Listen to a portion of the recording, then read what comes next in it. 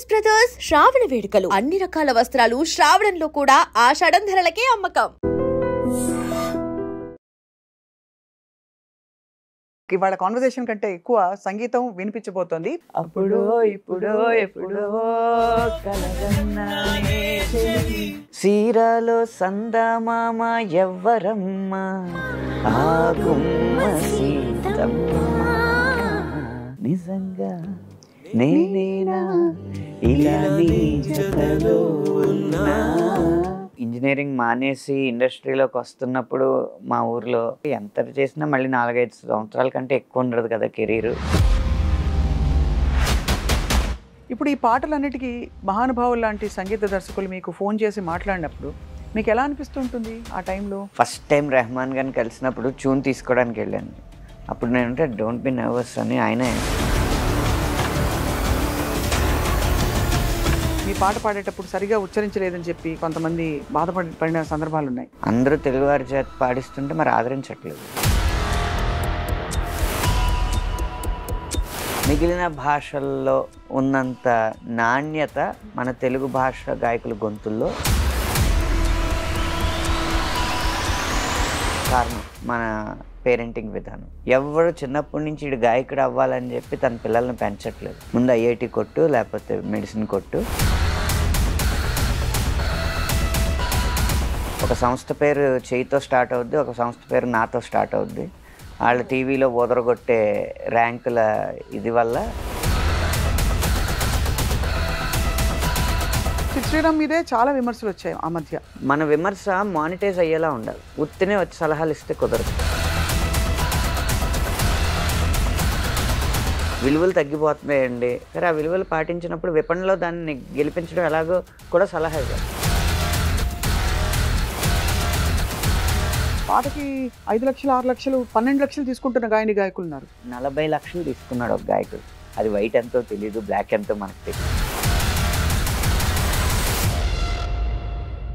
Film fair award అందుకుంటున్న అనంత్ శ్రీరామ్ కి iDream అందిస్తోంది కంగ్రాచులేషన్స్.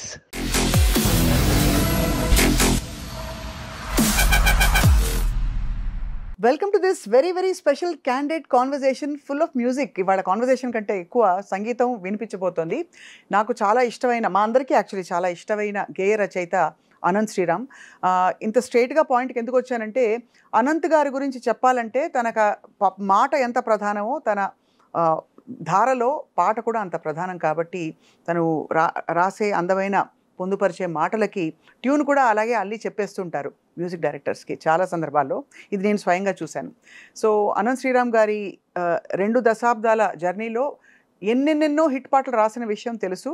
కానీ విశ్లేషణ, వివేకం, విచక్షణ అన్నీ ఉండే తన పాటల ప్రయాణం ఎటువైపో మరొక్కసారి వాళ్ళ తట్టి లేపి తెలుసుకునే ప్రయత్నం చేద్దాం. మిమ్మల్ని చూసి నాకు కూడా మంచి మంచి పదాలు వచ్చేస్తున్నాయి. పొంగి పొరుతుంది కవిత్వం. ఎలా ఉన్నారు అనంత్ గారు? బాగున్నానండి. మిమ్మల్ని చూడడం చాలా సంతోషం. ఎందుకో చెప్పనా, తాను నేను అని నా ఆల్ టైమ్ ఫేవరెట్, అంతకంటే ఫేవరెట్ పాట మళ్ళీ రాదని కూడా నేను డిసైడ్ అయిపోయాను. అవును, లేకపోతే నా హాలర్ ట్యూన్ మారేది కదా. అంతేగా, మీకు కూడా అంతేనా? నా కాలర్ ట్యూన్ 2016 నుంచి అదే.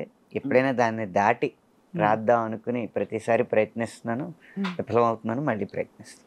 నాకు ఈ పాటతో పాటు మీరు రాసిన పాటలన్నీ కూడా అర్థవంతంగా అర్థమయ్యేలా ఉంటాయి. అర్థవంతంగా లేకపోతే పాటకి సార్థకత లేనట్టే. మీకు సంగీతంతో పరిచయం ఎలా వచ్చిందో అనంత్ గారు? రంగస్థలం మీద. అంటే చిన్నప్పుడు పౌరాణిక నాటకాలు అవి చిన్నపిల్లలుగా ఉండగానే వేస్తూ ఉండేవాళ్ళు. మా నాన్నగారు వేస్తూ ఉండేవాళ్ళు.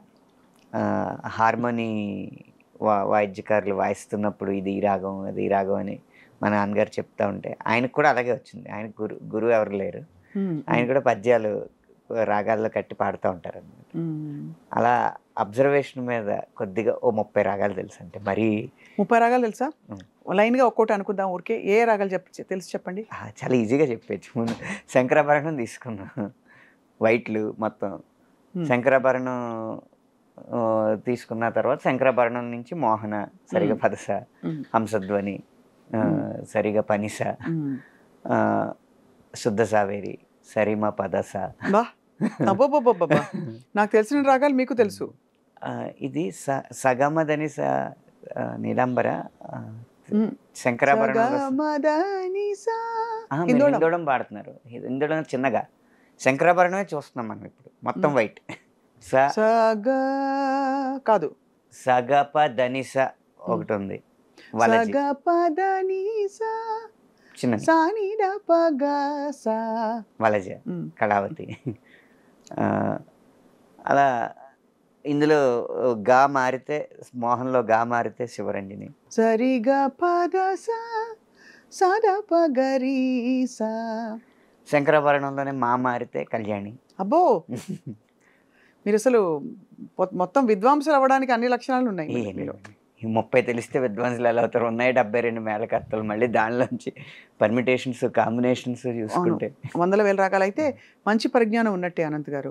సో పాటతో మీ ప్రయాణం అలా మొదలైందనమాట. అయితే రంగస్థలం నుంచి మొదలైంది. అంటే నాటకాలు వేస్తున్నప్పుడు పద్యాలు పాడుతున్నాం, డైలాగులు చెప్తున్నాం.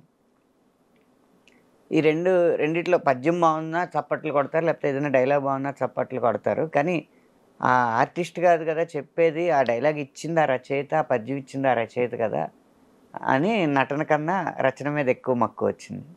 ఆ రచనలో చూస్తే డైలాగ్ ఏమో దాంట్లో అంత కవితాత్మకత ఉండదు, పద్యంలో ఉంటుంది కానీ ఎక్కువ మందికి అర్థం అవ్వదు. ఈ రెండింటికి మధ్య ఏంటి ప్రక్రియ, మాటకి పద్యానికి మధ్య ప్రక్రియ పాట అని అనిపించి దాని మీదకి మొగ్గు చూపాను. మీరు రాసిన అందమైన పాటలు చాలా అందంగా గాయని గాయకులు పాడుతూ వచ్చారు కదా. మీ పాటని మీకు ఇష్టం వచ్చినట్టు పాడిన అందమైన గాయని గాయకులు అంటే అందమైన గొంతు, అంటే గాయని గాయకులలో అందమైన అంటే వాళ్ళ గొంతుకే ఆపాదించి బెస్ట్ గా మీ పాటల్ని అద్భుతంగా పాడే గాయకులు ఎవరంటే చెప్పగలుగుతారా ఫలానా వాళ్ళని? ఎందుకంటే ఎవరి కంఠం వాళ్ళ శ్రేయా ఘోషాల్ గారు ఇప్పటికి ఆల్ టైమ్ ఫేవరెట్. ఆ పాటల్లో అదే తను పాడిన పాటల్లో మీకు ఇష్టమైన పాట మీ పాట వింటున్నావా? బాబా బాబా ఆ పాట అండి బాబోయ్, ఏంటండి ఏం పాట గుర్తు చేశారండి. ఆ ఫస్ట్ పార్ట్ వింటున్నావా ఎన్ని రకాల వింటున్నావాలో ఆ పాట విని తరించిపోయిన సందర్భాలు ఎన్నెన్ని ఉన్నాయో నాకు నేను చెప్పలేను. మీ పాట రెహమాన్ గారి సంగీతం. అది తమిళ్లో మన్నిప్పాయ అని వస్తుంది. అప్పటికి నాకున్న లాజిక్ ప్రకారం సారీ, థ్యాంక్స్, ప్లీజ్ ఇవి చెప్పితే కనుక ప్రేమ అవ్వదు, వాటన్నిటికీ అతీతమైంది ప్రేమ అని చెప్పి తమిళ్లో మన్నిప్పాయని నేను తీసుకోలేదు. మళ్ళీ వింటున్నావా అనేదే నాకు అనిపించింది అనమాట. అప్పుడు రెహమాన్ గారు కూడా అడిగారు, ఇందులో మన్నిప్పాయ ఎందుకు తీసుకోలేదని.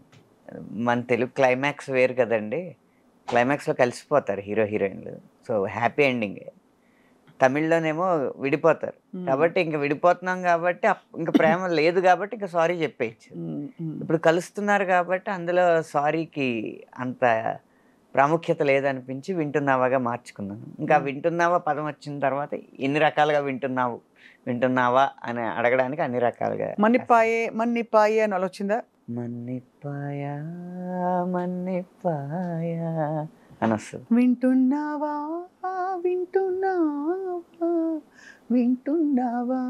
ఎన్నావే వేళ అంటే ఈ మీటర్స్ అన్ని మీకు ఆ టైంలో చెప్పి ఒరిజినల్ రెఫరెన్స్ ఇచ్చి రాయించారండి ఈ పాట? పాట విన్నాను, పాట విని ట్యూన్ ఇమ్మన్నాను. ట్యూన్ వర్షన్ ఉంటుంది కదా, తననా తననా తననే తననా తరే నానే తననే నానా మన్నిపాయా మన్నిపాయా అని ఇచ్చారు ట్యూన్. ఆ ట్యూన్కి రాశాను. One of your golden gems అండి ఈ పాట మాత్రం. అలాగా గోల్డెన్ జెమ్స్ అంటే బంగారు వజ్రాల. గోల్డెన్ జెమ్స్ అంటే బంగారులో పొందుపరిచిన వజ్రం. ఓకే, నాకు ఇంగ్లీష్ సరిగ్గా రాదు. నాకు ఇంతే ఇంగ్లీష్ వచ్చు కాబట్టి అలా సరిపెట్టుకుందాం. కానీ అనంత్ గారు, మీకు వీటన్నిటితో పాటు ఇంత హృదయమైన పాటలు రాసే మీకు అద్భుతమైన చమత్కారం ఎక్కడి నుంచి వచ్చింది? గోదావరి. ఓ అంతేగా. ఎందుకంటే నిజంగా ఇప్పుడు మీరు మిడిల్ ఈస్ట్ మ్యూజిక్ విన్నారనుకోండి, ఎక్కువ సింధు భైరవ్ రాగంలో తారాస్థాయిలో హమ్మింగ్స్ లాగా అనిపిస్తూ ఉంటుంది, అంటూ ఉంటుంది కదా. ఎందుకంటే మిడిల్ ఈస్ట్లో పంటలు అనేవి మృగ్యం, నీరు ఎప్పుడో కానీ దొరకదు. ఏదో ఆ ఖర్జూరం ఈత తింటా ఆ టైంలో అలా బతికేవారు కదా. వాళ్ళకి సరైన ఆహారం దొరకడమే కష్టం. దొరికిన ఏదో ఆ ఒంటెలను చంపుకుని ఆ మాంసాహారం తింటా రుచికరమైన ఆహారం అనేది వాళ్ళకి చాలా అరుదు. సో ఆకలి బాధలు ఎక్కువ ఉంటాయి. ఆ సంగీతం కూడా అక్కడ అలాగే ఉంటుంది. అవును. గోదావరి ఉంది. ముఖ్యంగా మా మా కడుపు నిండిన బేరం మాదైతే. డబ్బు ఉండదేమో కానీ అన్నానికి లోటు ఉండదు. ఇప్పుడు కడుపు ఖాళీగా ఉందనుకోండి, దాని ఒక్కదాని మీదే దృష్టి ఉంటుంది. కడుపు నిండాక 100 వాటి మీదకి వెళ్తుంది దృష్టి. అందులో కొంచెం కారం కూడా లోటు లేనప్పుడు ఎటకారం ఒకటి బయటకు వస్తుంది. సో కారం, ఎటకారం, మమకారం అన్నీ ఎక్కువే మీకు, అంతేగా గోదావరి జిల్లాలో. సో మీరు రాస్తూ వచ్చిన పాటల్లో మీకు బెస్ట్ కాంప్లిమెంట్స్ అందిన పాట ఏది అంటే తాను నేనువే కదా. అన్ని రెహమాన్ గారి పాటలే మీకు ఎక్కువ కుదురుకున్నాయనొచ్చా? అలా ఏం లేదండి. ఇప్పుడు ఎటో వెళ్ళిపోయిన మనసు సినిమా ఉంది కదా, ఇళయరాజా గారిది. అది మ్యూజిక్. ఒక పాటకి నంది అవార్డు, ఒక పాటకి ఫిల్మ్ఫేర్ అవార్డు, ఒక పాటకి బిగ్ మ్యూజిక్ అవార్డు, అలా వేరు పాటలకు వచ్చినాయి. ఒకే పాటకి చాలా అవార్డులు వచ్చే సందర్భాలు ఉంటాయి, కానీ ఒకే సినిమాలో వేరు పాటలకి మంచి మంచి అవార్డులు రావడం అనేది అరుదుగా ఉంటుంది అన్నమాట. ఇప్పుడు ఈ పాటలన్నిటికీ మహానుభావులు లాంటి సంగీత దర్శకులు మీకు ఫోన్ చేసి మాట్లాడినప్పుడు మీకు ఎలా అనిపిస్తూ ఉంటుంది ఆ టైంలో? అంటే ఒక నర్వస్నెస్ ఉంటుంది, కొంత ఒక అలజడి. ఇప్పుడు లేదేమో కానీ అప్పుడు వణుకుతాయండి. వణుకుండా ఎందుకంటే అసలు ఫస్ట్ టైం రెహమాన్ గారిని కలిసినప్పుడు ట్యూన్ తీసుకోవడానికి వెళ్ళాను. అప్పుడు నేనంటే డోంట్ బి నర్వస్ అని ఆయనే సముదాయించారు. ఇళయరాజా గారి దగ్గరికి వెళ్ళినప్పుడు కాళ్ళు వణకడం కూడా కాదు, మొత్తం బొట్టనేల దగ్గర నుంచి తల వరకు మొత్తం బీసిపోద్ది. ఆయన కూడా చాలా ప్రేమగా మాట్లాడి అలా వాళ్ళు ఈజ్ చేసిన తర్వాతే మనం మామూలు స్థితికి వస్తాం. వాళ్ళు ఆయనకి మీరు మల్టిపుల్ వర్షన్స్ వినిపించారా? ఫస్ట్ టైం అప్రూవ్ అయిపోయింది ఆ పాట? ఫస్ట్ టైం అప్రూవ్ అయిపోయినాయండి ఇళయరాజా గారి దగ్గర. అంతే రెహమాన్ బాగుంది అన్నారా? ఎలా అన్నారు? కరెక్ట్గా ఉంది, మంచి సౌండింగ్ ఉంది.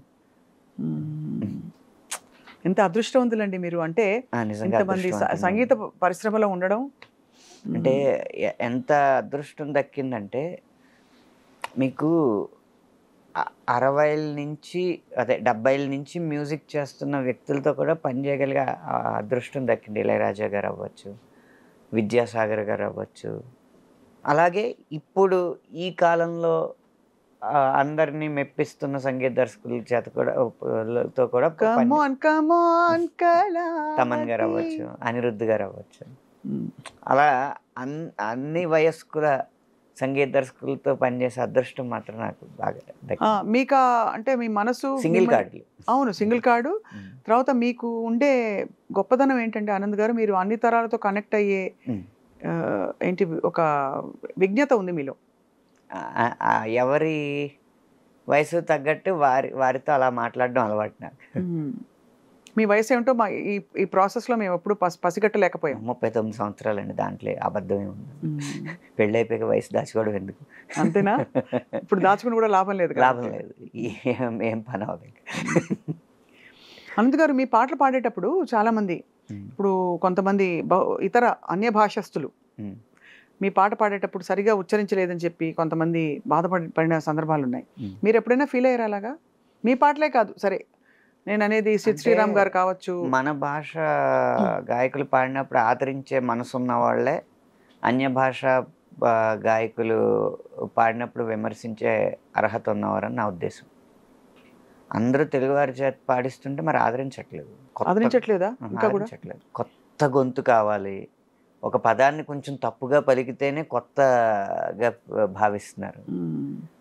అది కాక నేను మొహమాటం లేకుండా చెప్పేది ఏంటంటే, మిగిలిన భాషల్లో ఉన్నంత నాణ్యత మన తెలుగు భాష గాయకుల గొంతుల్లో చాలా అరుదుగా కనిపిస్తుంది. కారణం మన పేరెంటింగ్ విధానం.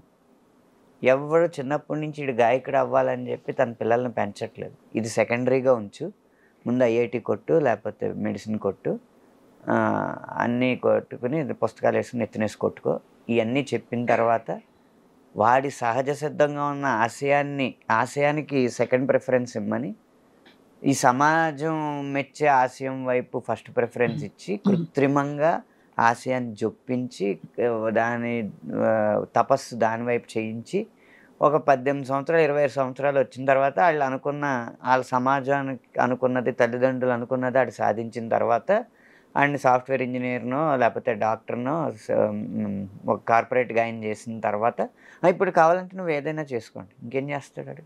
అప్పటికే చిన్నప్పటి నుంచి సాధన ఉంటేనే కదా. అవును. అది తెలుగు వారిలో మాత్రం ఉందంటారా ఈ గుణం? తెలుగు వారిలోనే ఎక్కువ ఉంది.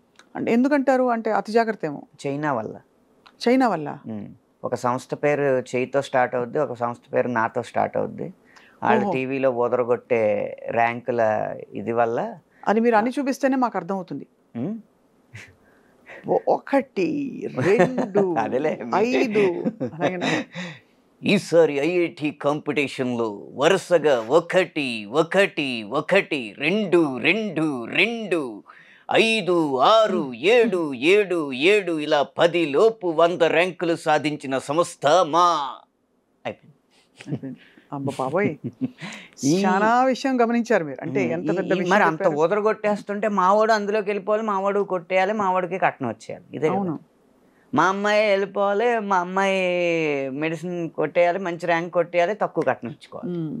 ఈ ఇదితో వెళ్తున్నప్పుడు ఎలా కుదురుతుందండి? ఇప్పటికే ఆ జబ్బు పోలేదు. పోనీ సింగర్ని చేద్దాం అనుకున్న తల్లిదండ్రులైనా దేని చూసి ఇన్స్పైర్ అవుతున్నారు? రియాలిటీ షోస్ని చూసి. ఆల్రెడీ వచ్చేసిన సినిమా పాటని ఎవరో అమ్మాయో అబ్బాయో పాడితే దానికి నుంచి చప్పట్లు కొడుతుంటే నువ్వు కూడా అలా కొట్టించుకోవాలని చెప్పి ఆ సినిమా పాటలు ప్రాక్టీస్ చేస్తున్నారు. సాధన లేదంటారు?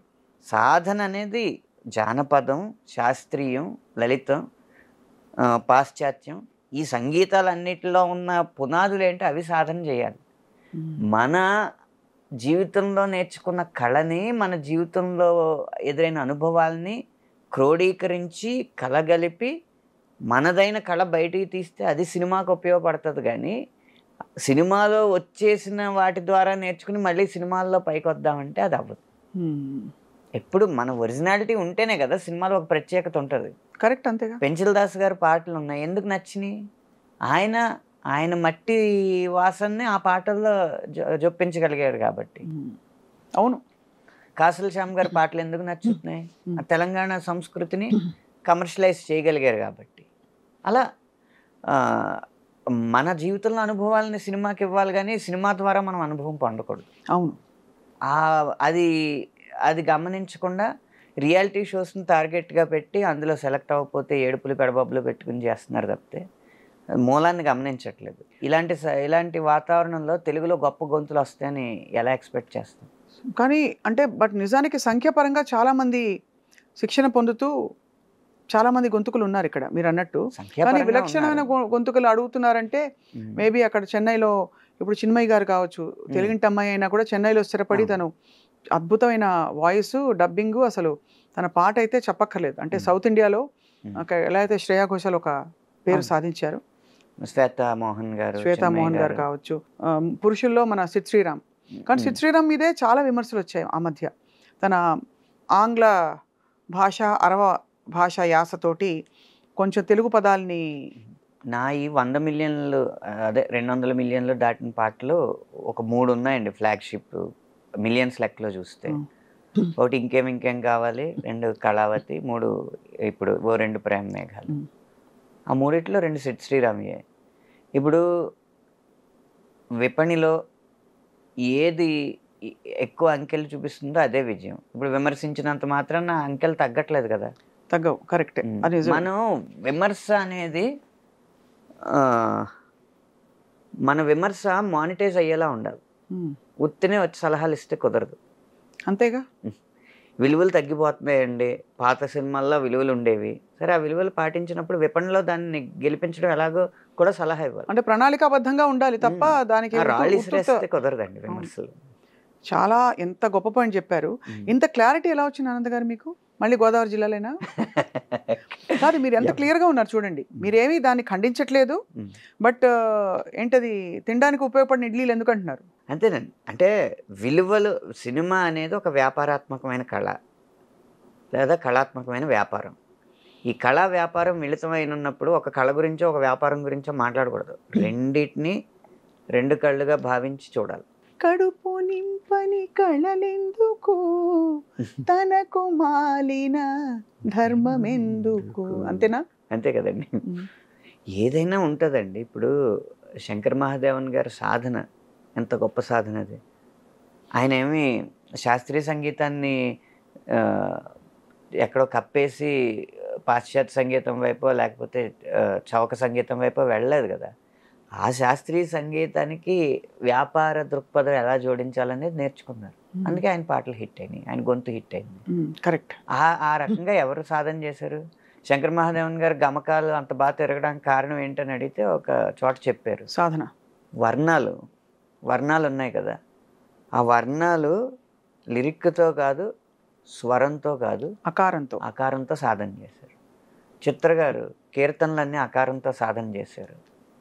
ఇవన్నీ సాధనలు చేయిస్తున్నారా పేరెంట్స్? రియాలిటీ షోల వైపు చూస్తున్నారా? చైనా వైపు వెళ్తున్నారా? అలా చైనాలో చదివితే వచ్చే ప్రొడక్ట్స్ కూడా చైనా ప్రొడక్ట్స్ వస్తాయి, చూడడానికి బాగుంటాయి. గొప్ప మాట, టంగుమని చెంప చెల్లు అనిపించావు మన పాత డైలాగ్ చెప్పారంటే.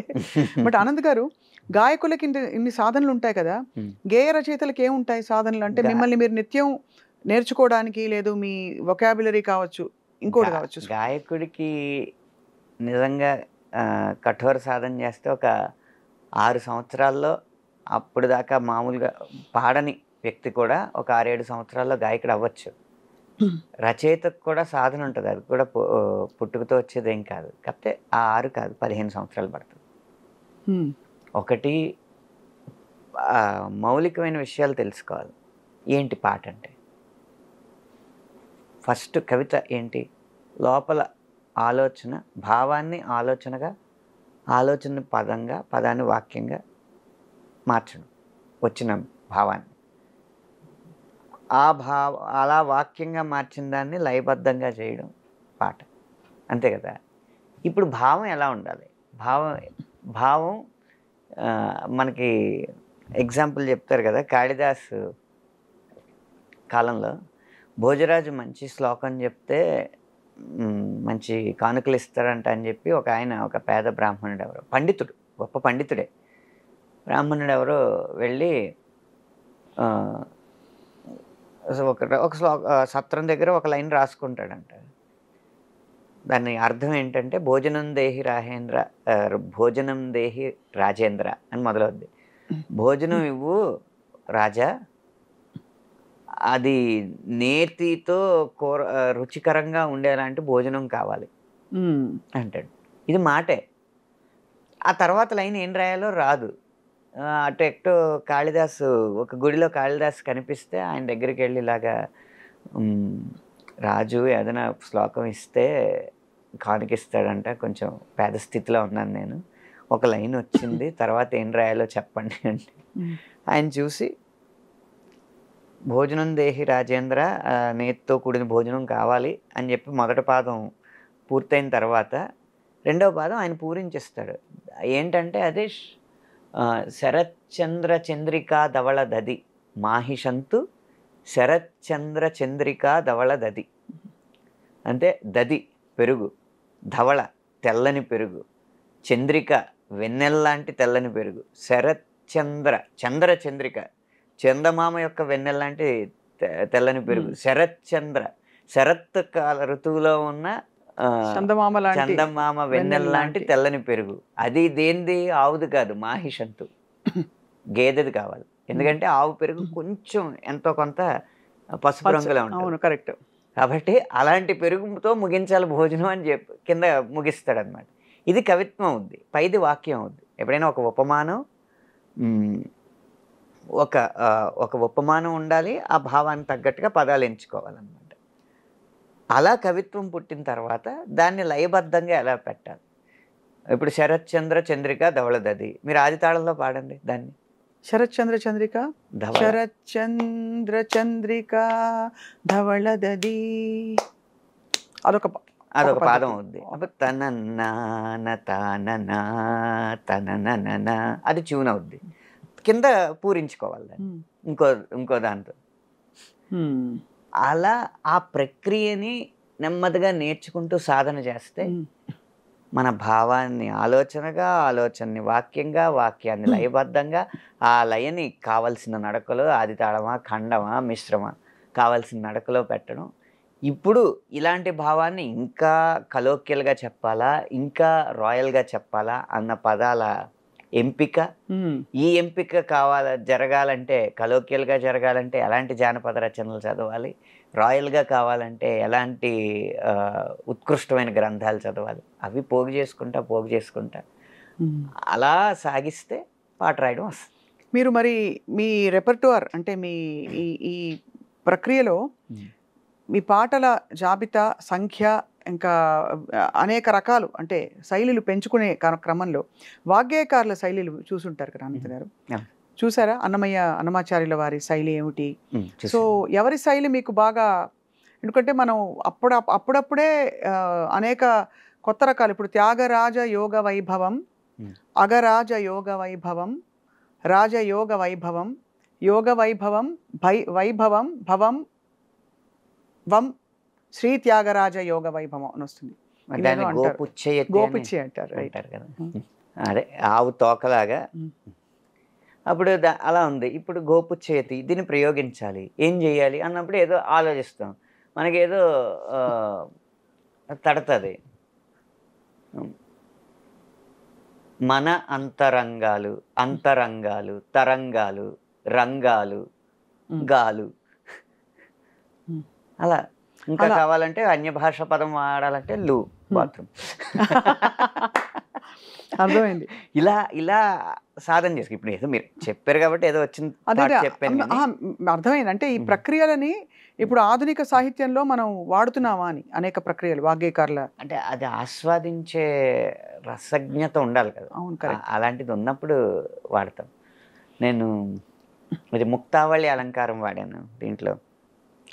ఏకువలో నా గోదారి ఎరుపెక్కింది, ఇప్పుడు ఈ ఎరుపుని తీసుకోండి, ఆ ఎరుపేమో గోరింట పంటయింది, పంటను తీసుకుని పండిన సేతికెన్నో సిగ్గులొచ్చి, సిగ్గుని తీసుకున్నాం, సిగ్గంతా సీరగట్టింది, చీరను తీసుకున్నాం, సీరలో సందమామ ఎవ్వరమ్మ, ఆ గుమ్మ సీతమ్మ. గోదావరి నుంచి సీతమ్మ వరకు దాన్ని ముక్తావళి అలంకారం అంట. అలాగే యమకం అని ఒక శబ్దాలంకారం ఉంటుంది నారప్ప పాటలో. కాలయముడివై పూన కాలయముడివై అని ఒక పదం వస్తుంది. అంటే కాలయముడు అన్న పదమే అది. ఆ పూన అనేది చేర్చేటప్పటికి పూనకాలయముడివై అని. అలాగే చేఖాను ప్రాస అని ఉంటుంది. అంటే పక్కనే ఉండాలి, అదే పదం ఉండాలి, కానీ వేరే అర్థం ఉండాలి. పిసినారి నారివే పిసరంత పలకవే. నారి అనేది ఉంటుంది కదా, నారి అంటే స్త్రీ, వనిత. పిసినారి అంటే లోభి. పిసినారి నారివే అదనమాట చేఖాను ప్రాస. దీనేమంటారు? వెన్నెల్లో గోదావరి కలవరం కలవరం అని వస్తుంది. అది యమకమే. ఎందుకంటే ఇప్పుడు ఆ కలవరం పక్కన వస్తే చేఖాను ప్రాస. అయ్య బాబాయ్, భాషలో ఎన్ని పార్శ్వాలు ఉంటాయో మాట్లాడేస్తాం, కానీ ఇవన్నీ మీరు పద్ధతిగా నేర్చుకున్న జ్ఞానమా లేక అక్కడక్కడ ఇలాంటి మీలాంటి పండితులు అందరూ చెప్తుంటే వచ్చిన? దేవదేవం భజే. నన్ను పండితులు అన్నారా? మరి మీరు పండితులే కదా, సంగీతంలో మీరు పండితులే. సంగీతం నేర్చుకున్నామండి, అది తల్లిదండ్రుల భిక్ష. అప్పుడు మీరు చెప్పారు కొంతల వరాళ్ళ రాగం గురించి చెప్పారు, ఇంకా ఎవరి దగ్గర నేను కొంతల వరాళ్ళ గురించి చెప్పాను అనుకోండి, అది స్వప్న గారు చెప్పారని వాళ్ళకి సమాచారం ఉండకపోవచ్చు, నాకు తెలుసు అనుకుంటారు. అలా. సో ఇసి ఖుషిమే. మీరు హిందీ పదాలు ఏమైనా వాడుతున్నారా మీ పాటల్లో? అప్పుడప్పుడు. అంటే నాకు హిందీ పూర్తిగా రాదు, ఆ ప్రాసలో కలిస్తే వాడుతూ ఉంటాను అప్పుడప్పుడు. బాసులు వచ్చిండ్రే బేసులు పెంచుండ్రే బాక్సులు బద్దలు రే యాష్ కరే డానులు వచ్చిండ్రే డాన్సులు దంచుండ్రే ఫ్యాన్స్కి పండగే జూంబరే ఏ కొండాలైనా పిండి చేసే కండలున్నోడే గండాలైనా దండం పెట్టే గుండె దమ్మోడే వీళ్ళిద్దరిట్టాగొస్తే భూమి దద్దరిల్లాలంటే హే టాలీవుడ్ని బాలీవుడ్ని తారుమారేంగే తార్మార్ తక్కరుమార్ తార్మార్ తక్కరుమార్. ఒక విచిత్రమైన విషయం అడగాలి అనంత్ గారు. మీరు 20 ఏళ్ళుగా ఇండస్ట్రీలో ఉన్నారు, అంతకుముందు 70వ 19 దశకం నుంచి అదే 19 ఏళ్ళు దగ్గర దగ్గర 70వ దశకం నుంచి పనిచేస్తున్న పెద్ద పెద్ద మహానుభావులతో మీరు ఇప్పుడు పనిచేస్తారు కలిసి.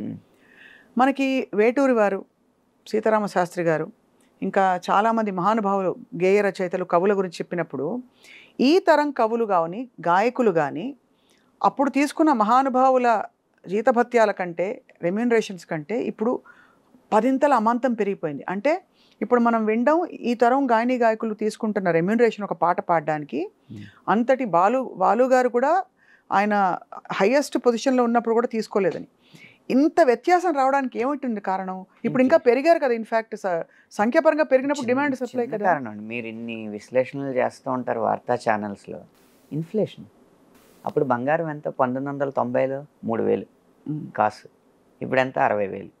అది అంటే కానీ ఇది గమనించారు కదా, పాటకి 5 లక్షలు 6 లక్షలు 12 లక్షలు తీసుకుంటున్న గాయని గాయకులు ఉన్నారు. అవును సార్. ఏనాడు మనం వినలేదు. మనం 15 లక్షలు 40 లక్షలు తీసుకున్నాడు ఒక గాయకుడు. ఎవరు సార్ చెప్పకూడదు అని ఏముంది, అది తెలిసి అంటే తీసుకుంటే అది ఏ రూపంలో తీసుకున్నారో మనకు తెలియదు.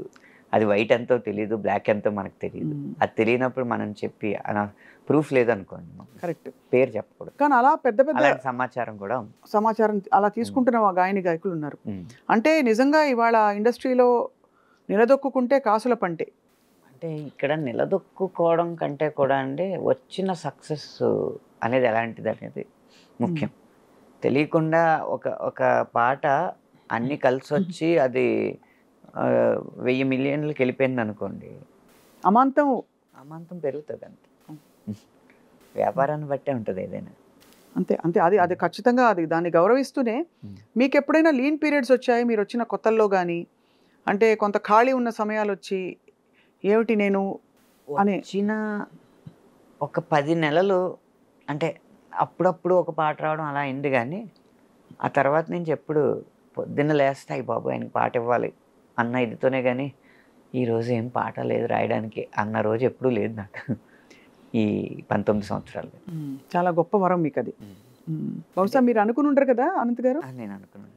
అంటే ఇంతటి నేను ఇంజనీరింగ్ మానేసి ఇండస్ట్రీలోకి వస్తున్నప్పుడు మా ఊర్లో శ్రేయోభిలాషులే, కానీ భయం ఉంటుంది కదా. వాళ్ళు చెప్పింది ఏంటంటే ఎంత చేసినా మళ్ళీ 4-5 సంవత్సరాల కంటే ఎక్కువ ఉండదు కదా కెరీరు, ఎందుకు ఇంజనీరింగ్ వదులుకుని ఇటు రావడం అని. అంటే అంతకన్నా ఎక్కువ ఉండే చూపెడతాను అన్నాను. ఆ 4 8 అయింది, 8 16 అయింది, 16 ఇప్పుడు 19 అయింది. చాలా గొప్ప విషయం, చాలా గొప్ప.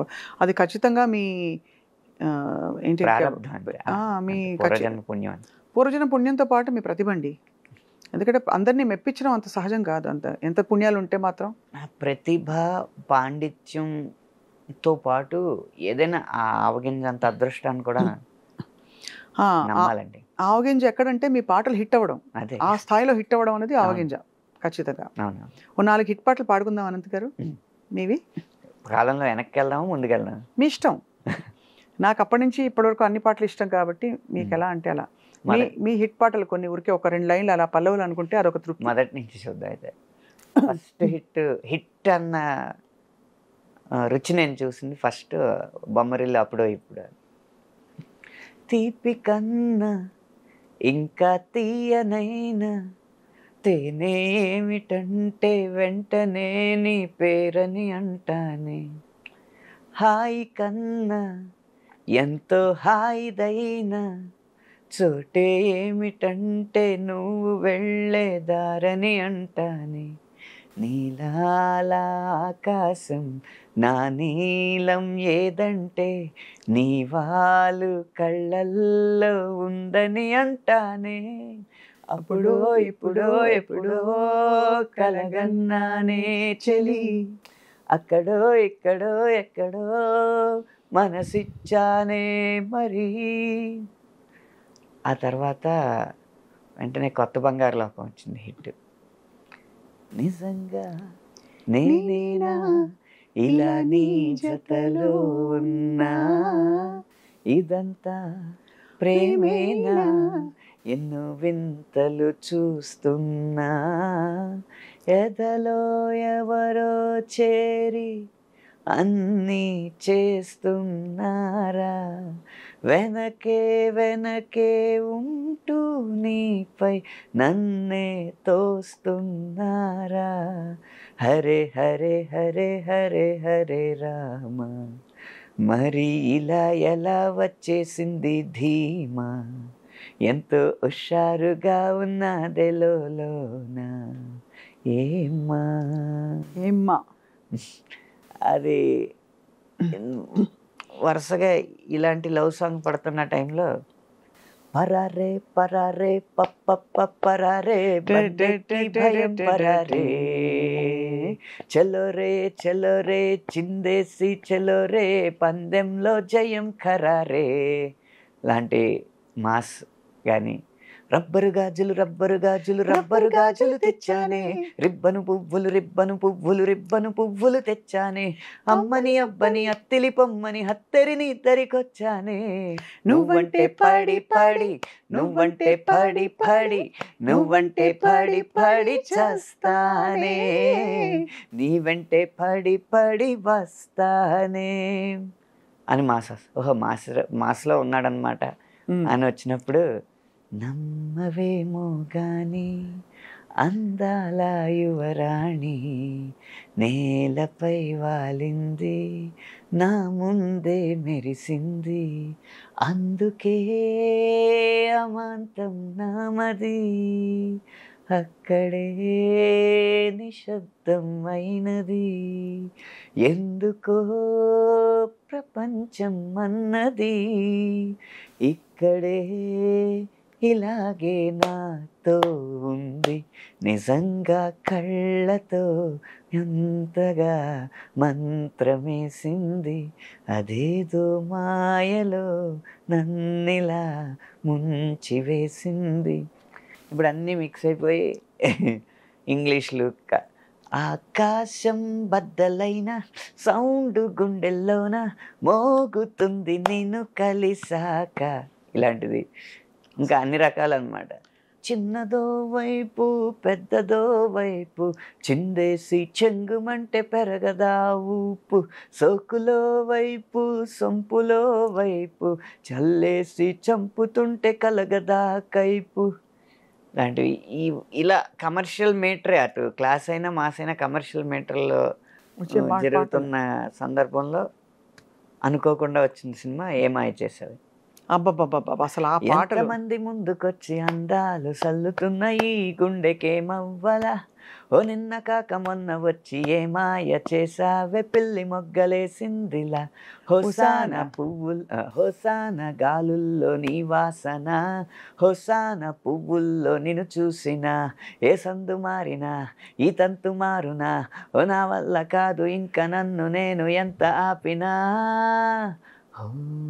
హోసాన ఊపిరినే వదిలేస్తున్నా, హోసాన ఊహల్లో జీవిస్తున్నా. ఇది కంటిన్యూ అవుతూ కొంచెం ఈ సాహితీ పరిమాణాలకి ఇంకా కావ్య గౌరవం అద్దేలాగా, కోటి కోటి తారల్లో నా చందమామ ఉన్నన్నాళ్ళు నీ మనస్సులో నేనుంటానే, నీటి మీద ఆ కైలాసం తేలకుండా ఉన్నన్నాళ్ళు నీ తపస్సునే చేస్తుంటానే, గాలిలోన ఆరో ప్రాణం కలవకుండా ఉన్నన్నాళ్ళు నిన్ను నేను ఆరాధిస్తా, నీ కోసం ఆరాధిస్తా. మళ్ళీ వెనక్కి మాస్. అసలు పూర్తి శాస్త్రీయం ఏమన్నా రాశారా? పూర్తి శాస్త్రీయం అంటే ఉదాహరణకి మన తెల్లవారదేమో స్వామి ఆ టైపు. శుభప్రదం విశ్వనాథ్ గారి మూవీలో ఒక శాస్త్రీయం జానపదం జుగలబందీ సన్నివేశం వస్తుంది అనమాట.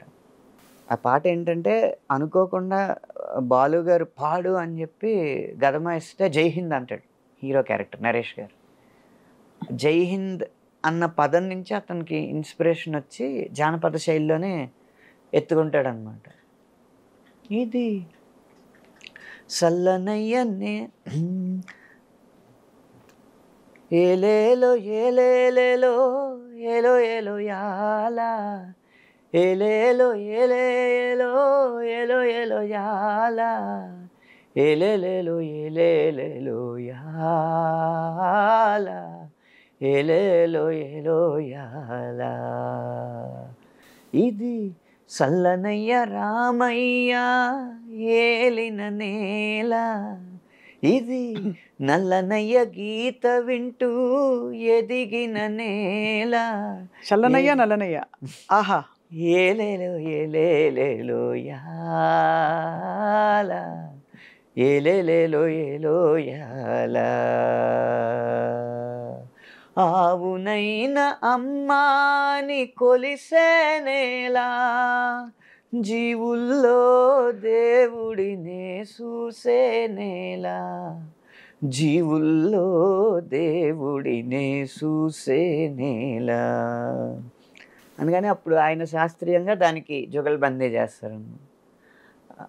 అలా చేస్తూ చేస్తుండగా పాటలో చివరి అంకం వచ్చేటప్పటికి అన్నీ ఈ నేల ఎలాంటిది అని చెప్పడానికి వేద భూమిలో అణువణువు నాదమయం ఈ నాద భూమిలో ప్రతి కణువు రాగమయం శుకపికాల మెలకువలే శుద్ధ సావేరిగా రాతిరప్ప కదలికలే రీతి గౌళగా అబ్బో హిమనదాల నడకలవే హిందోళంగా హాసములై పూసిన ఈ సదయ హృదయ కమలములే పులకలొలికి పలుకు కలికి పదములు హంసానందిగా నినదించిన భూమి నిను పెంచిన భూమి. ఎంత అద్భుతంగా ఉంది ఆనంద్ గారు ఈ పాట. మణిశర్మ గారు నేను మామూలుగా అసలు రాగాలు కూడా భలే పెట్టారు అక్కడ. రాగాల పేర్లు రాస్తే అరా నువ్వు రాగాల పేర్లు రాసేసి నీకు రాగాల పేర్లు తెలిసని డంకా బజాయించేద్దాం అనుకుంటున్నావు, నేను అయ్యే రాగాల్లో చేస్తాను. చిన్న ఒక లైన్ ఉంటుంది అంటే సుఖపికాల మెలకువలే శుద్ధ సావేరిగా అంటే ఆ లైన్ శుద్ధ సావేరి. అవును నెక్స్ట్ రాతిరప్ప కదలికలే రీతి గౌళ. నెక్స్ట్ హిందోళం హిమనదాల నడకలవే హిందోళంగా హాసములై పూసిన ఈ సదయ హృదయ కమలములే హంసానంది పలుకు కలికి పదములు హంసానందిగా నినదించిన భూమి నిన్ను పెంచిన భూమి. అసలు తెలిపేది ఒకటే లోకా సమస్త సుఖినో భవంతు. అదొక జుగల్బందీలా ఉంటుంది అన్నమాట. చాలా బాగుంటుంది ఆ పాట. చాలా అద్భుతంగా ఉందండి ఇది. చాలా చాలా ఎన్ని మంచి పాటలు మీ కలంలో కుదురుకున్నాయి అనంత గారు. అసలు వినేవాళ్ళ అదృష్టం. ఎందుకంటే ఇవి 10 కాలాల పాటు నిలిచే పాటలు. ఇవేదో దొరికిన పదాలని ఏదో పొందుపరిచే చాలా డీప్ మీనింగ్తో రాసిన జాడలు కనిపిస్తున్నాయి స్పష్టంగా. అంతే ఆ వైవిధ్యానికి ఏదో ఒక అదృష్టం దొరికింది. ఇప్పుడు నేను గోదావరి జిల్లాలో పుట్టిన వ్యక్తిని, అక్కడే పుట్టి పెరిగిన వ్యక్తిని. ఏదో చదువు కృష్ణా జిల్లాలో 2 సంవత్సరాలు, గుంటూరు జిల్లాలో 3 సంవత్సరాలు గడిచింది. కానీ నా ప్రభావం అంతా గోదావరి జిల్లా. కానీ ఒక సందర్భంలో రాజన్న సినిమాలో తెలంగాణ జానపద శైలిలో రాయాల్సి వచ్చింది. అది కూడా ఒక స్టోరీ నడుస్తూ ఉంటుంది పాటలో. పాప వెళ్తూ ఉంటుంది, వాళ్ళ బళ్ళో పాట పాడాలి, ఎలా పాడాలి పాట అని ఆలోచిస్తూ ఉంటే దారిలో వెళ్ళే వాళ్ళంతా నా బిడ్డ మీద పాడు, కుమ్మరి వ్యక్తి ఆయనేమో నా కుండ మీద పాడని, తర్వాత చేనేత కార్మికుడు చేనేత కార్మికురాలేమో నా నేత మీద నా చీర మీద పాడని, అలా ఒక్కొక్కళ్ళు చెప్తా ఆఖరికి మొత్తం ఒక ప్లేస్కి వెళ్ళేటప్పటికి తన ఊరంతా కనపడుతుంది. ఊరు పల్లె తల్లిలా అనిపించి నా మీద పాడని అడుగుతుంది. ఇది కాన్సెప్ట్ చెప్పింది విజయేంద్ర ప్రసాద్ గారు. అది మళ్ళీ తెలంగాణ నేపథ్యంలో వచ్చే స్టోరీ కాబట్టి రారిరో రేలా రారిరో రేలా రారిరో రేలా రారిరో రేలా రారిరో రేలా రారిరో రేలా చూడవే సుక్క చూడవే నా బిడ్డ దిక్కు చూడవే సందమామ లెక్క ఉంటదే దీని సందమేందో పాడవే నేలమ్మ దీవించి నల్ల మన్ను ఇచ్చి నన్నే చెయ్యమంది కుండ సుక్కాయి కుండ నీళ్లతో నీ గొంతు నిండి నీ పాట సల్లంగా ఉండా నీ బతుకుల సిరునవ్వు పండ సిరిసిల్ల మొత్తం సీరతో గప్పి నీ సీమ సేరిందే నా మగ్గమియాలా సుక్క సేనేత సప్పుళ్ళే సంగీతమవ్వాల సందళ్ళు తేవాలా సంబరాల తేలాల రారిరో రేలా రారిరో రేలా రారిరో రేలా రారిరో రేలా రారిరో రేలా రారిరో రేలా ఇలా ఇలా రాసే అవకాశం వచ్చింది. మొన్న ఈ మధ్య భగవంత్ కేసరి సినిమాలో బాలకృష్ణ గారు మాట్లాడే డైలెక్ట్ తెలంగాణ డైలెక్ట్ ఉంది కాబట్టి పాపతో పాడే పాట ఒకటి ఉంటుంది. ఉడతా ఉడతా ఉషా ఉష్ సప్పుడు చెయ్యకుర్రి మీ కన్నా మస్తుగా ఉరుకుతుంది మా సిట్టి సిన్నారి సిలక సిలక గప్పూసు గమ్మున కూషోర్రి మీ కన్నా తీయగా వలుకుతుంది మా పొట్టి పొన్నారి అనే పల్లవి. ఆ చరణం చాలా మంచి పేరు వచ్చిందనమాట దాంట్లో. అమ్మనైతా లాల పోస్తా అయ్యనైతా జోల వాడుతా అవ్వనైతా బువ్వ వెడతా దువ్వెనైతా జడలల్లుతా పత్తి పువ్వైతా నీకు రైకలియనీకి పట్టు పురుగైతా నీకు పావడియనీకి ఏమన్నైతే నీకేమన్నైతే నేనేమన్నైతా నిన్ను కాయనీకి ఉయ్యాలో ఉయ్యాల నా ఊపిరి నీకు ఉయ్యాల ఔ మల్లా గీసేతుల్ల నిన్ను మొయ్యాల. అప్పుడే పెద్ద మనిషి అవుతుంది అమ్మాయి.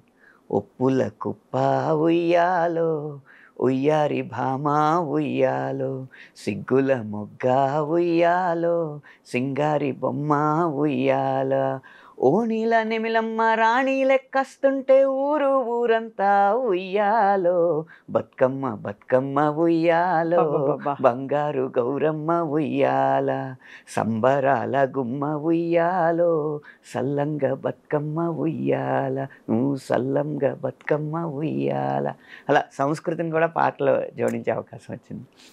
అది అంటే మీ క్యాన్వాస్ ఎంత పెద్దదో మస్తిష్కంలో మీకుండే పదాలు కావచ్చు, మీ ఇమాజినేషన్, మీ భావుకత అన్నీ కలగలిసి అది ఆచరణలో పెట్టే శాస్త్రి గారి పాట ఉంటుంది. నటరాజు స్వామి జటాజూటిలోకి చేరకుంటే విరుచుకుపడు సురగంగకు విలువేముంది.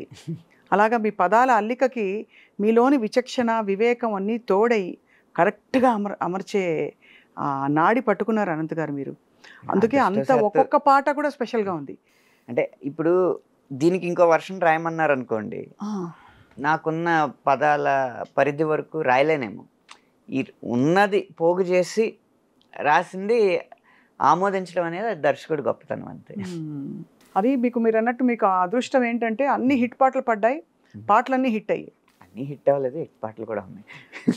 మామూలుగా మీకుండే 19 ఏళ్ల ఈ గేయ రచయిత జీవితంతో చూసుకుంటే మిగతా వాళ్ళతో చాలామంది అంటే గొప్ప కవులు రచయితలు మనకి చాలామంది ఉన్నారు. సో అసలు ఇక్కడ ఈ విషయం చెప్పండి, మీ సమకాలీకులు మీ పాటని ఎలా ఆస్వాదిస్తారు? చంద్రబోస్ గారు ఎప్పుడు ఒకసారి నాకు బాగా గుర్తు, ఎటో వెళ్ళిపోయింది మనసు ఆడియో రిలీజ్ అయింది. అప్పుడు పెద్ద ఎవరికి ఇంకా ఆ పాటలు రీచ్ అవ్వలేదు. ఆ టైంలో మెసేజ్ చేశారు, ఎటో వెళ్ళిపోయింది మనసు పాటలు విన్నాను, వేరే స్థాయికి తీసుకెళ్ళావు సాహిత్యాన్ని అని చెప్పి మెసేజ్ చేశారు. ఆయన చాలా మంచి మనసున్న రచయిత వ్యక్తి. చంద్రబోస్ గారు చాలా మంచి మనసు. అలాగే భాస్కర్ భట్ల గారు, ఆయన పాటలు కూడా చాలా అదిరిపోతాయి. మంచి భాస్కర్ భట్ల గారు చెక్కోరి పాట విని ఆ పనిముట్టు అన్న పదాన్ని వాడిన తీరు మాత్రం చాలా అబ్బురపరిచింది.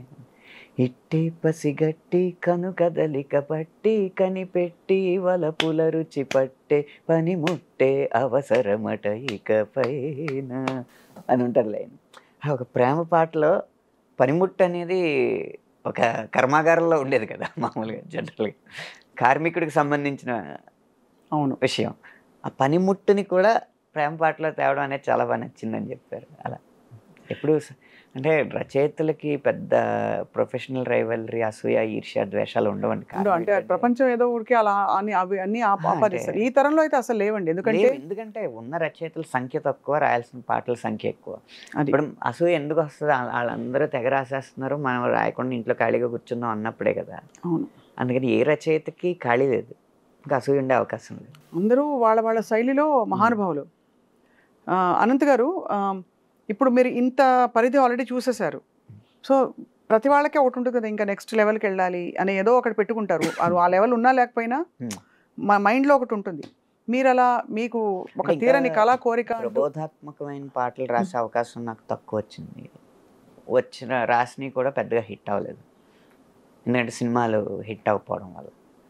అలాంటి కథలు వచ్చినప్పుడు నిజంగా ఒక హిట్ అయిన సినిమాలో ఒక ప్రబోధాత్మకమైన పాట రాస్తే రచయితకి సంతృప్తి. అవును. శాస్త్రి గారికి ఉన్న నిగ్గదీశాడు సిగ్గులేని జనాన్ని లాంటి పాటలు ఇంకా మా తరంలో, అంటే సినిమాలు కూడా రావట్లేదు, కథలు ఎక్కువ రానప్పుడు పాటలు కూడా తక్కువే ఉంటాయి. తక్కువ పాటలు హిట్ అయ్యే పాటలు ఉండకపోవచ్చు. కానీ ఇప్పటికీ మీరు ఇంకా ఆ వయసు ఇంకా రాలేదని అనుకోవాలి, అన్వయించుకోవాలి. మీకు అంటే అలా అలా సరిపెట్టుకోవాలంటున్నాను. బహుశా లేదండి, ప్రబోధపకమైన రాదు, అలాంటి సినిమాలు రాలే. కానీ ఏదేమైనా మీ ప్రయాణంలో మీరు బాగా బలపడి లాస్ట్ టైం మాట్లాడినప్పటికీ ఇప్పటికీ కూడా ఇంకా ఎన్నో పాటలు వచ్చేసాయి, హిట్ పాటలు. సో అదృష్టం. వివాదాలు తగ్గాయి. దిగు నాగా తర్వాత మీ గురించి ఏం వివాదాలు ఏమీ రాలేదు. అప్పటికి మీరు క్లారిఫై చేసింది చాలా మందికి నచ్చిందండి. అవునండి. కానీ అలా మీకు ఎప్పుడు ఈ మధ్యకాలంలో ఫలానా పదాలు ఉండాలి, ఇటువంటి ఒక సన్నివేశం ఉంది అని ఇప్పుడు అసలు డబుల్ మీనింగ్ తగ్గిపోయింది రండి, అవసరమే లేదు. ఎందుకంటే అంతా బహిరంగంగా ఒకే మీనింగ్ ఉంది కాబట్టి స్ట్రైట్ మీనింగే ఉంటుంది. ఇదివరకు ఒక టైంలో చాలా నడిచింది కదా ఆ డబుల్ మీనింగ్ స్టైల్. అప్పుడు ప్రేక్షకుల అభిరుచిని బట్టి ఉంటుంది ఎక్కడైనా, అంతే. ఆదరించకపోతే ఏది ముందుకు రాదండి. ఒక ప్రయత్నం చేస్తాం, ఆ ప్రయత్నం ఆదరించట్లేదు అన్నప్పుడు ఎందుకు చేస్తాం. మీ ఈ సాహితీ ప్రయాణంలో మీ శ్రీమతి గారి పాత్ర ఉంటుందా? పాట వింటారా? అంటే పాట రాయడానికి ఓపిక కావాలి కదండి, ఓపికకి భోజనం పెట్టాలి కదా. మీరు బాగా నాకు ఇవాళ ఆదివారం అంటే మామూలుగా మా ఇంట్లో ఒకటి ఉంటుంది, మీ ఇంట్లో ఒకటి ఉంటుంది, అలా మీకు ఇష్టమైంది మీరు చేయించుకు తినేది? మంచి కరకరలాడే బంగాళదుంప ఎప్పుడు పెసరపప్పు చారు. సో అయితే మరిన్ని అద్భుతమైన పాటల ద్వారా మీతో మేము అలా పరిచయం పెంచుకుంటూ పోవాలని మేము ఆశిస్తున్నాం. ఈ ఫిలింఫేర్ సాక్షిగా కంగ్రాచులేషన్స్. ఫిల్మ్ఫేర్ అవార్డు అందుకుంటున్న అనంత్ శ్రీరామ్కి ఐ డ్రీమ్ అందిస్తోంది congratulations once again on all the great achievements. And ఈ సందర్భంగా ఈ ఫిల్మ్ఫేర్ అనేది పెద్ద హీరో సినిమాకి వస్తే ఆ వెలుగంతా కూడా ఖచ్చితంగా పెద్ద హీరో ఉన్నప్పుడు ఆ వెలుగు వాళ్ళదే అవుతుంది, ఆ వెలుగులోనే నడుస్తాం. మహేష్ బాబు గారి సినిమా రాసా, పవన్ కళ్యాణ్ గారి సినిమా రాశాను, ఎన్టీఆర్ గారి సినిమా రాశాననే చెప్పుకుంటాం కదా. మా మార్కెట్ పెరగడానికి కూడా అలాగే చెప్పుకుంటాం. కానీ నిజంగా బేబీ లాంటి సినిమా, చిన్న సినిమా, ఆ సినిమాలో పాట ఒకటే 100 మిలియన్లు దాటడం, 2 ఫిలింఫేర్ రావడం, ఈ 2 చిన్న సినిమా సాధించడం వల్ల ఆ ఘనత ఎక్కువ నేను తీసుకోవడానికి ఒక స్వేచ్ఛ వచ్చింది. కాబట్టి ఈ సందర్భంగా ఓ 2 ప్రేమ మేఘాలు పాట నేను ఇచ్చినట్టుగా ఆమోదించిన దర్శకుడు సాయి రాజేష్ గారికి, నిర్మాత ఎస్కేఎన్ గారికి కూడా మనం ధన్యవాదాలు తెలుపుకోవాలి. నిజానికి ఆ సినిమా తయారవుతున్న టైంలోనే అది ఎలా ఉంటుందో ఏమిటో అనే ఒక హోప్, ఒక ఆశ ఉండింది బాగా రావాలని ఆనంద్ దేవరకొండ గారు మాట్లాడినప్పుడు.